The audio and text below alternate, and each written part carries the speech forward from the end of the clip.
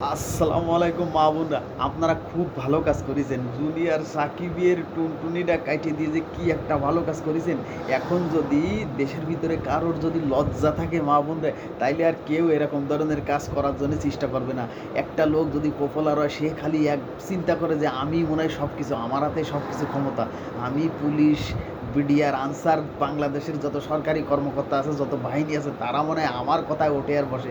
এই ধরনের চিন্তাভাবনা করে মা বোনরা যে কী কাজ করে, এরা সব জায়গায় প্রেম করে, ঠিক আছে? এরা ছোট থেকে বড় কারোরে বাঁধবে না।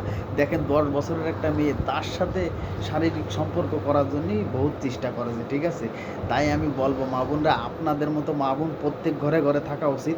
আমিও একটা পুরুষ মানুষ, আমিও যদি এরকম ধরনের কাজ করে থাকি, তা আমারও দিবেন টুনটুনি কেটে, কোনো সমস্যা নেই। কিন্তু মা বোনেরা, আপনাদের এইরকম ধরনের কাজ যারা করবে, তাদের আপনারা কখনো ছাড়বেন না, ঠিক আছে?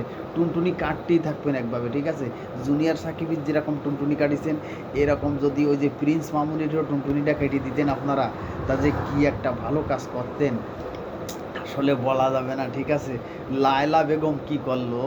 লায়লাও যদি এই কাজটা করে দিত, তাদের খুব ভালো হতো, ঠিক আছে? এই ধরনের লোকের এই করা উচিত। কারণ এরা পপুলার হওয়ার পরে, এরা ভাইরাল হওয়ার পরে এরা চিন্তা করে যে আমরাই মনে হয় সব কিছু, ঠিক আছে? আমরা যা বলবো তাই হবে। আমরা প্রশাসনকে যা বলবো তাই হবে। আসলে বিষয়টা এরকম না, ঠিক আছে? প্রশাসন ছাড়াও দেশে মা বোনরা আছে, ঠিক আছে? বর্তমান দেশের সরকার হচ্ছে আমাদের মাননীয় প্রধানমন্ত্রী। সে যদি মেয়ে মানুষের দেশ চালাতে পারে, আপনি কেন মেয়ে মানুষ হয়ে একটা পুরুষ মানুষ সামালতে পারবেন না? পুরুষ মানুষই আপনার ক্ষতি করে থুয়ে দেবে, আপনি তাই মনে মনে বসে বসে দেখবেন? আসলে বিষয়টা এরকম না।